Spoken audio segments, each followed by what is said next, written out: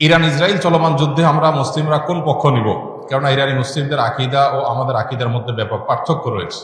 দেখুন, একটা কমন নীতি আমাদের প্রত্যেকেরই জানা থাকা দরকার। সেটা হলো, একজন মুসলমান তিনি সবসময় মাজলুমের পক্ষ অবলম্বন করবেন। যখন দুটি বিবাদমান পক্ষের মধ্যে একটা মাজলুম আর একটা জালিম হবে, তখন সেই ঘটনায় মুসলমানরা সবসময় জুলুমের বিরুদ্ধে অবস্থান নেবেন। এটা হলো কমন নীতি। এমনকি জুলুমের শিকার মানুষটা যদি অমুসলিমও হয়, তারপরেও তার প্রতি মুসলমানের সিম্প্যাথি থাকবে। মুসলমান কখনো জুলুমের সাথে সঙ্গ দিবে না, যদি জালেম মুসলমানও হয়। অতএব আপনার সাথে কোনো মাজলুমের যদি আকীদাগত মতপার্থক্য থাকেও, সেই মতপার্থক্য আপন জায়গায় থাকবে, সেটাকে আপনি রাখবেন, এবং বিরোধিতার জায়গাটাও আপন জায়গায় থাকবে। কিন্তু এত সত্ত্বেও যদি সে জুলুমের শিকার হয়, তাহলে আপনি জুলুমের বিরুদ্ধে অবস্থান নিবেন। অন্তত সার্বিকভাবে, সামগ্রিকভাবে আপনি সেটার বিরুদ্ধে অবস্থান নিতে না পারলেও মানসিকভাবে হলেও তার বিরুদ্ধে আপনাকে অবস্থান নিতে হবে। এটা হলো মৌলিক নীতিমালা। মুসলমান কখনো জালেমের পক্ষে যেতে পারে না, মাজলুমের পক্ষ মুসলমান সবসময় নিবে। এক্ষেত্রে সূরা রোমের যে ঘটনা, সেটা আমাদের জন্য একটা বিশেষ নির্দেশনা হতে পারে।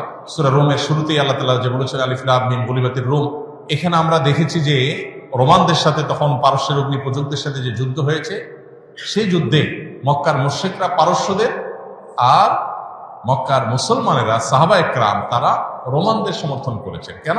কারণ রোমানদের সাথে আকীদাগত মতপার্থক্য থাকা সত্ত্বেও তারা আসমানি ধর্মে বিশ্বাসী, মুসলমানরা আসমানি ধর্মে বিশ্বাসী। এই জায়গাতে মিল আছে, এই যে ঐক্যের একটা যোগসূত্র আছে, সেটার ভিত্তিতে তাদের প্রতি সমর্থন ছিল। আর পারস্যের তারা মুশরিক ছিল, ঐক্যের যোগসূত্র ছিল না সে অর্থে, এই জন্য তাদের বিরুদ্ধে ছিল।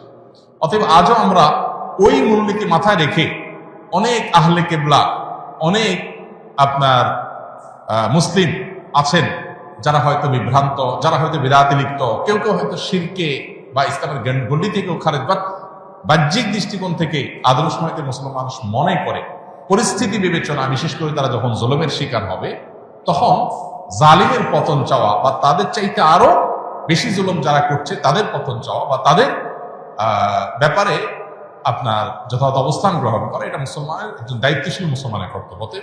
সেই স্ট্যান্ড বা সেই অবস্থানটা আমাদের এক্ষেত্রে হতে পারে।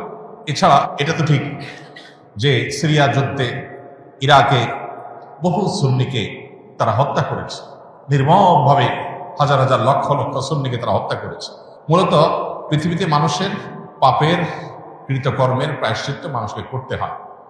বিশেষ করে জুলুম যদি করে কেউ, তাহলে জীবদ্দশাতেই তার প্রায়শ্চিত্ত করতে হয়, আখিরাতে তো আছে। এই জন্য জুলুম থেকে আমরা সবসময় নিজেদেরকে বাঁচিয়ে রাখবো। কোনো যুক্তিতেই আমরা জুলুম করব না। এমনকি যুদ্ধক্ষেত্রেও নবী সাল্লাল্লাহু আলাইহি ওয়াসাল্লাম আমাদেরকে জুলুম করার পারমিশন দেন নাই।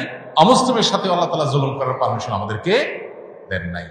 অতএব যেই জুলুম আল্লাহ নিজের জন্য হারাম করেছেন, হাদিসে কুদসিতে আল্লাহ বলেছেন, ইন্নী হারামতু যুলমা আলা নাফসি, হে আমার বান্দারা, তোমরা জেনে রাখো আমি নিজের প্রতি নিজের জুলুমকে হারাম করে রেখেছি। ফালা তাযালামু, অতএব তোমরা একে অন্যের প্রতি জুলুম করিও না। এটা আল্লাহর কথা, হাদিসে কুদসি তিনি বলেছেন। সো জুলুম থেকে আমরা হাজার মাইল দূরে থাকবো, আমার দ্বারা যেন কারোর প্রতি অবিচার না হয়। কারণ জুলুমের পক্ষে যারা থাকবে তাদের পতন অনিবার্য, আজ হোক আর দুদিন পরে হোক। ইসলামিক দলে তারা কি বাধ্যতামূলক কিনা? নির্দিষ্ট দল না করলে কি মানুষ কাফের হয়ে যাবে? ভাই, এগুলো হলো বিভিন্ন আমাদের ভাই ব্রাদারদের বাড়াবাড়ি। বিভিন্ন ইসলামিক দলের কর্মীরা তারা তাদের মতো করে অনেক কথা বলেন, যেগুলো আসলে না কোরআন হাদিসে আছে, না তাদের দলের নেতারা তাদেরকে ভাই বলেন। এরকম অনেক ভাই ব্রাদার আছেন যারা এই ধরনের কথাবার্তা বলেন। একজন মুসলমান রাজনীতি সচেতন হতে হবে। ইসলাম এবং মুসলমানদের কল্যাণ কোন দিকে, অকল্যাণ কোন দিকে, এইটুকু বোঝার মতো ক্ষমতা একজন মুসলমানের মধ্যে থাকতে হবে। এবং তিনি ইসলাম এবং মুসলিমদের কল্যাণ, নিজের দেশ, মাটি, মানুষের কল্যাণ বিবেচনা করে তাকে সিদ্ধান্ত নিতে হবে। তার কোনো সিদ্ধান্ত এটা যদি কোনো খারাপ মানুষের বা ইসলাম মুসলমানদের প্রতি বিদ্বেষ পোষণকারী বা ইসলামের ব্যাপারে অমনোযোগী মানুষের এগিয়ে যাওয়ার পথকে উন্মোচন করে, সে আল্লাহর কাছে দায়ী থাকবে। এজন্য তার রাজনৈতিক সচেতনতা, তার মতামত এবং ভোট প্রদান, এগুলোর ক্ষেত্রে অবশ্যই দায়িত্বশীলতার পরিচয় একজন মানুষকে দিতে হবে। কিন্তু একই সাথে দাওয়াতি কাজ করার জন্য, ইসলামের মানুষকে আহ্বান করার জন্য অনেক প্ল্যাটফর্ম আছে। ইসলামী দলগুলো সেরকম অনেকগুলো প্ল্যাটফর্ম, অনেকগুলো দল, অনেকগুলো প্ল্যাটফর্ম। কেউ কোনো প্ল্যাটফর্মকে বেশি উপযোগী মনে করে সেই প্ল্যাটফর্মে তিনি কাজ করছেন, সেটা পলিটিক্যাল হতে পারে, নন পলিটিক্যাল হতে পারে। এটা আল্লাহর কাছে নাজাত পাওয়ার জন্য যথেষ্ট।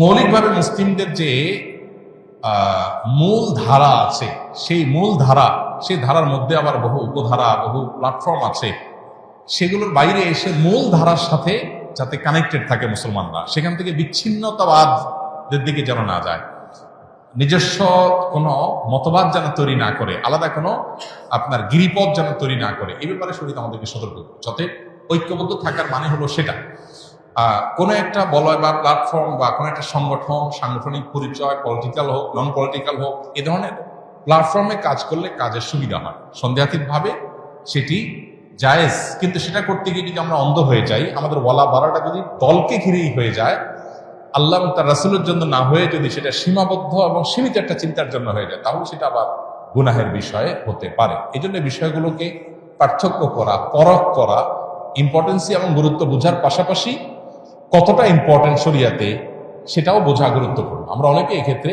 বাড়াবাড়ি করি, আবার অনেকে ছাড়াছাড়ি করি। এই দুইটারই অবসান হওয়া দরকার এবং সঠিকটা আমাদের অন্তত উপলব্ধি করা দরকার। আল্লাহ আমাদেরকে বোঝার তৌফিক দান করুন। ওয়াহাবি ও সুন্নির মধ্যে পার্থক্য কি? এটা তো কমন একটা বিষয় আমাদের দেশে। সৌদি আরবের আব্দুল ওহাব নজদির অনুসারী যারা, বিশেষ করে যারা বেদাত এবং শিরকের ব্যাপারে একটু বেশি কঠোর এবং সচেতন, আমাদের সময় তাদেরকে ওয়াহাবি বলে মানুষ চিনি। যদিও ওয়াহাবি হওয়াটা কারোর কাছে গৌরবের, আবার কেউ এটাকে গালি হিসেবে দেয়। আবার এর বিপরীতে যারা আহলে সুন্নাত জামাতের অনুসারী বলে দাবি করেন নিজেদেরকে, তারা নিজেদেরকে সুন্নি হিসাবে পরিচয় দেন। তাদের ব্যাপারে আবার ওয়াহাবি পরিচয় বা ওয়াহাবি ট্যাগ যাদেরকে দেওয়া হয়, তাদের দৃষ্টিভঙ্গি হলো যে এরা বেদাতের ব্যাপারে অনেক বেশি তারা আপনার শিথিল এবং বেদাতে অনেক বেশি লিপ্ত। এখানে অবশ্য বেদাতের সংজ্ঞা পরিচয় নিয়ে নানাবিধ মতো পার্থক্য আছে। এটা এমন একটা বিষয় যে এগুলো চাইলেই আমরা এই বাউন্ডারিগুলো দূর করে ফেলবো, এই ওয়ালগুলো দূর করে, দূরত্বগুলো দূর করে সব একাকার করে ফেলা সম্ভব না। তবে হ্যাঁ, কোনো মুসলমানের মধ্যেই মৌলিক কিছু বিষয় আছে যেগুলোতে কোনো পার্থক্য বা ভিন্নমত থাকার সুযোগ নেই। এর ভিতরে একটা হলো আমরা কিতাবুল্লাহ এবং সুন্নাত রাসূলুল্লাহর অনুসরণ করব, এর মধ্যেই নাজাত, এটাই হলো সেফ এবং নিরাপদ পথ। অতএব আমরা যত বেশি সুন্নাহর কাছাকাছি থাকবো বা সুন্নাহর উপরে থাকবো, তত বেশি আমরা নিরাপদ থাকবো ইনশাআল্লাহ। কিয়ামতের আগে বহুবিধ দল এবং ফেরকা তৈরি হবে। নবী সাল্লাল্লাহু আলাইহি ওয়াসাল্লাম বলেছেন, কুল্লুহুম ফিন-নার ইল্লা মিল্লাতুন ওয়াহিদা। এর মধ্যে একটা ফেরকা নাজাত প্রাপ্ত হবে। তারা কারা? তারা হলো মা আনা আলাইহি ওয়া আসহাবি। নবী সাল্লাল্লাহু আলাইহি ওয়াসাল্লাম তার সাহাবীরা যে পথে ছিলেন। বাস আমরা নবী সাল্লাল্লাহু আলাইহি ওয়াসাল্লাম এই কাজটা এভাবে করেছেন কিনা, করতে বলেছেন কিনা, সেটাকে আমরা আমাদের অবলম্বন হিসেবে গ্রহণ করলে এটাই হবে আমাদের জন্য নিরাপদ। ট্যাগ, নাম যাই দেয়া হোক না কেন, অতএব সেটা হলো আমাদের কাছে মুখ্য এবং মূল বিষয়।